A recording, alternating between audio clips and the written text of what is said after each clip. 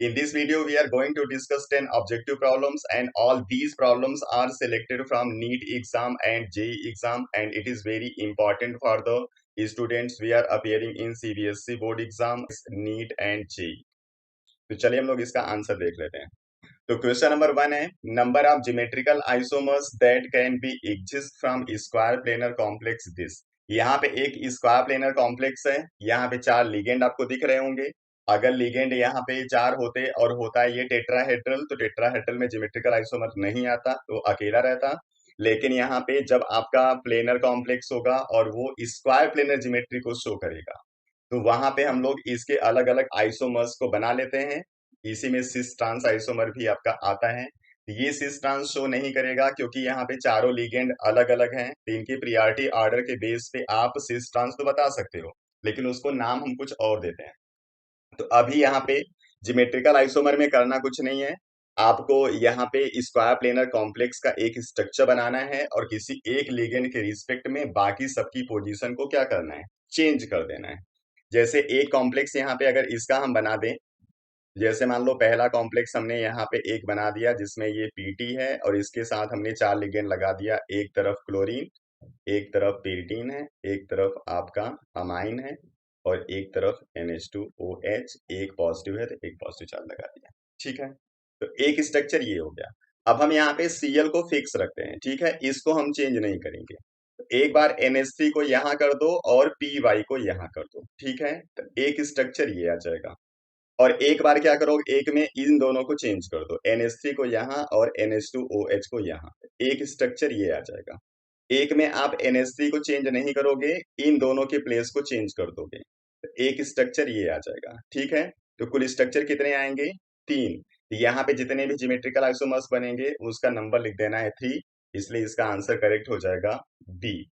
अगर ये पूछता आपसे स्टीरियो आइसोमर, तो उस कंडीशन में इन तीनों का हम लोग मिरर इमेज भी बना देते, फिर वो हो जाता कुल 6 स्ट्रक्चर।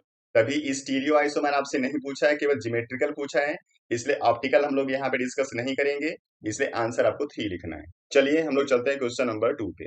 क्वेश्चन नंबर 2 में आपके पास एक सीरीज ऑफ रिएक्शन है ऑर्गेनिक केमिस्ट्री का, जिसमें आपको फाइनल प्रोडक्ट सी बताना है।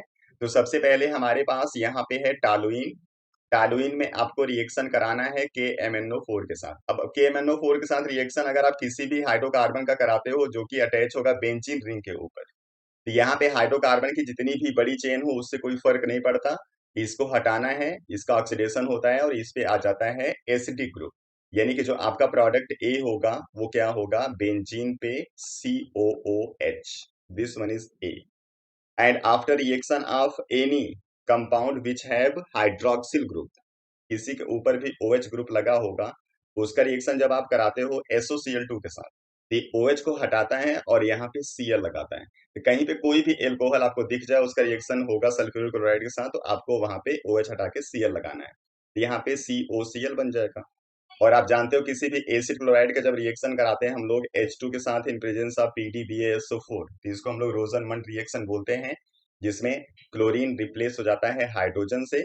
यहाँ पे बेंजीन रिंग के ऊपर आपको मिल जाएगा CHO, इसलिए जो फाइनल प्रोडक्ट होगा वो बनेगा बेंजिल्डिहाइड। बेंजिल्डिहाइड इज ऑप्शन बी, इसलिए बी करेक्ट है। ठीक ठीक, चलिए क्वेश्चन नंबर 3 पे चलते हैं। The product of oxidation of I minus with MnO4 minus in alkaline medium is. तो ये MnO4 माइनस का मतलब हो गया KMnO4, and KMnO4 is behave as a oxidising agent. और जब ये ऑक्सीडाइजिंग एजेंट होगा तो क्या होगा, किसी भी दूसरे को क्या करता है, ऑक्सीडाइज करता है। अब यहाँ पे किसको किस में कन्वर्ट करेगा ये डिपेंड करता है इसके मीडियम के ऊपर।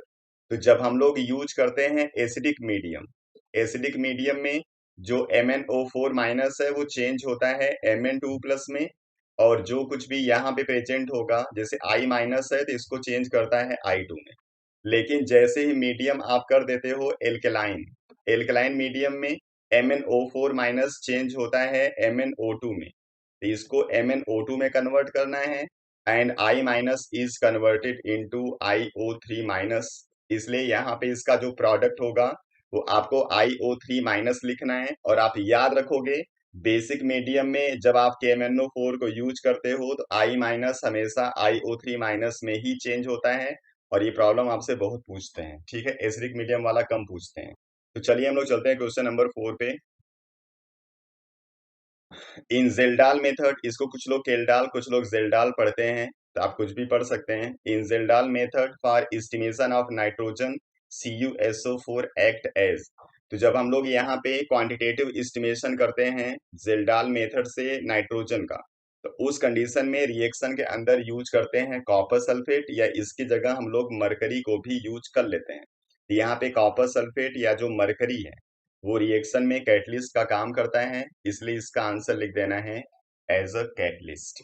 Question number 5, in an octahedral high spin complex with D5 metal ion configuration the crystal field splitting energy value is, तो आप जानते रहिए जब यहाँ पे हाई स्पिन की बात हो गई मतलब यहाँ पे इलेक्ट्रॉन पेयर नहीं होगा।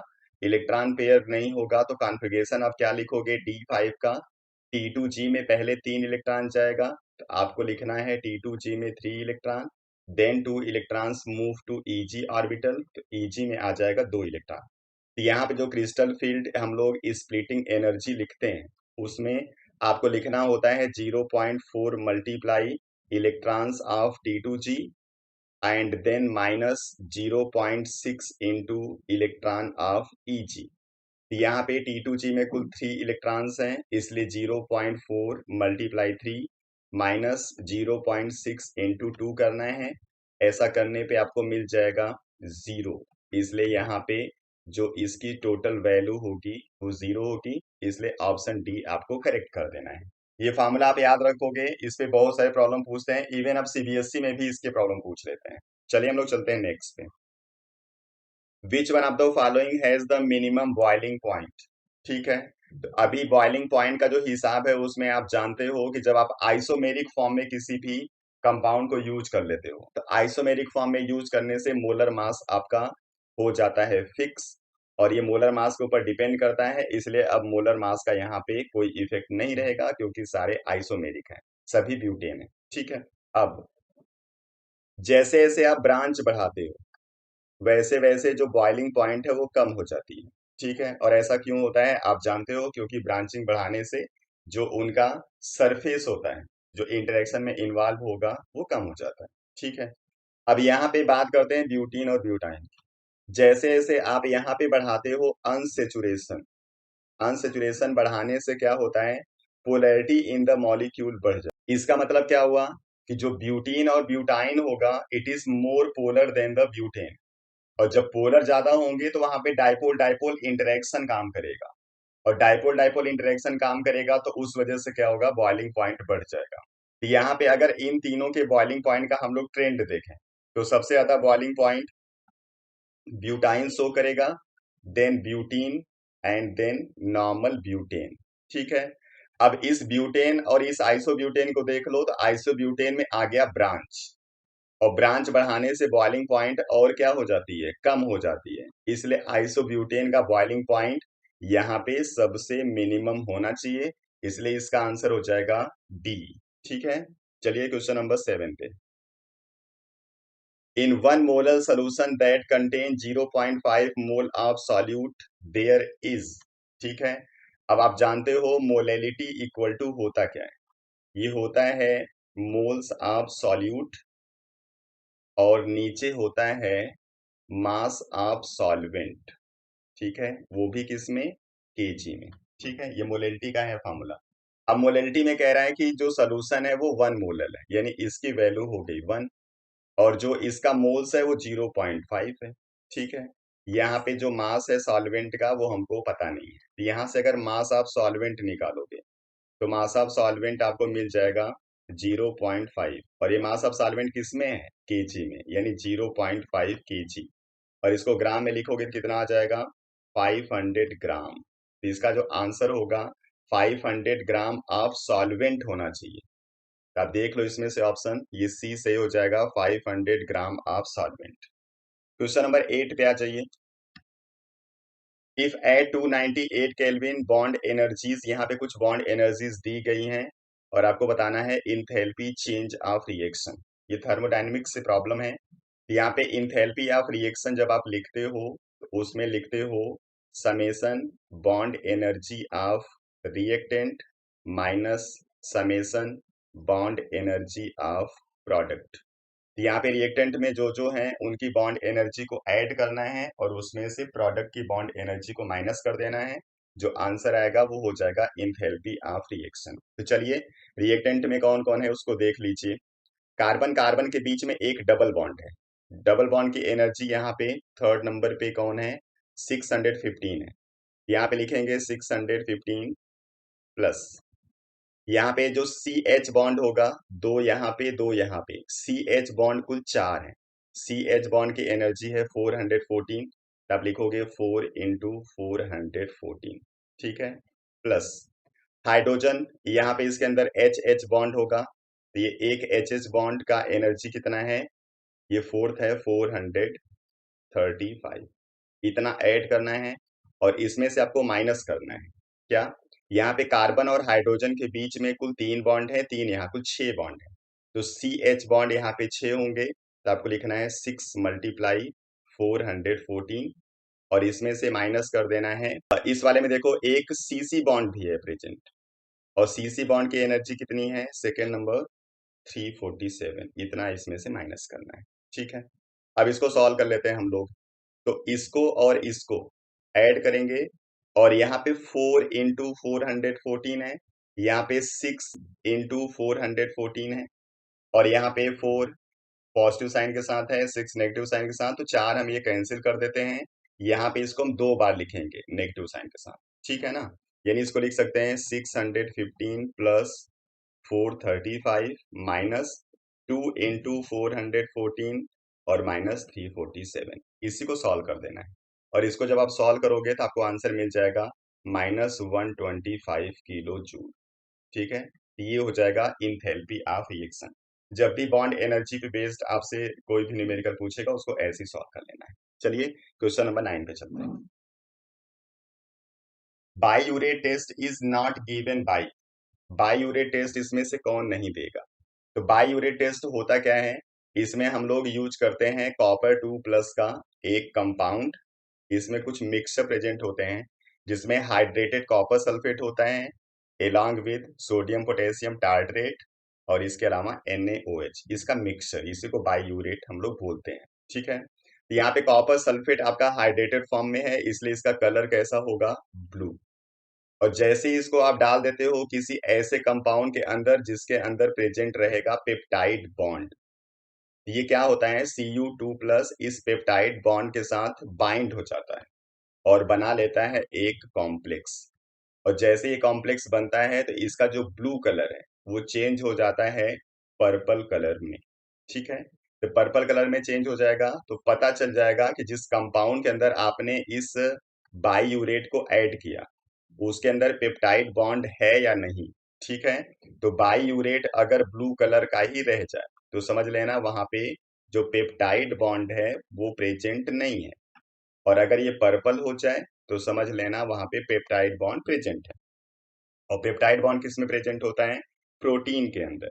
इसलिए हम बाईयूरेट टेस्ट को यूज करते हैं किसके डिस्टिंग्विश करने के लिए, प्रोटीन के डिस्टिंग्विशन के लिए। तो यहाँ पे प्रोटीन के अंदर पेप्टाइड बॉन्ड होता है और यूरिया के अंदर भी पेप्टाइड बॉन्ड होता है। इसके अलावा पॉलीपेप्टाइड में भी आपका पेप्टाइड बॉन्ड प्रेजेंट होता है।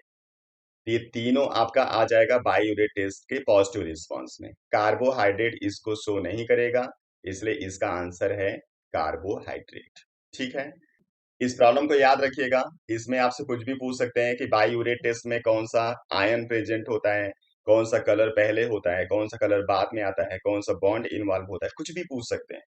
इसलिए इनकी प्रैक्टिस करना। और अभी नीट के नए सिलेबस में आप लोग देख रहे हो कितनी सारी चीजें नई नई जो भी एस्टिमेशन पे बेस्ड है वो सब ऐड हो गया है, तो उनसे प्रॉब्लम जरूर पूछा जाएगा। चलिए नेक्स्ट प्रॉब्लम पे आते हैं हम लोग। Which of the following is the energy of a possible excited state of the hydrogen. अब हाइड्रोजन या हाइड्रोजन लाइक किसी भी स्पीसीज की जब हम एनर्जी लिखते हैं तो उसका फॉर्मूला होता है 13.6 Z square by n square electron volt, ठीक है। अब यहाँ पे हाइड्रोजन की बात हो रही है इसलिए Z को यहाँ से हटा सकते हैं क्योंकि Z हाइड्रोजन के लिए 1 होता है। तो आप लिख सकते हो for hydrogen 13.6 by n square electron volt. अब यहाँ पे एन की वैल्यू अलग अलग यूज करके आप चेक कर लो किसकी वैल्यू है जो इनमें से इनके साथ मैच कर रही है। ठीक है, तो अगर एन इक्वल टू हम लोग 1 यूज कर लें तो ये -13.6 रहेगा, लेकिन जब एन इक्वल टू 2 यूज करोगे तो 2 का स्क्वायर करने पे हो जाएगा 4, और 4 से डिवाइड करोगे तो ये आ जाएगा -3.4।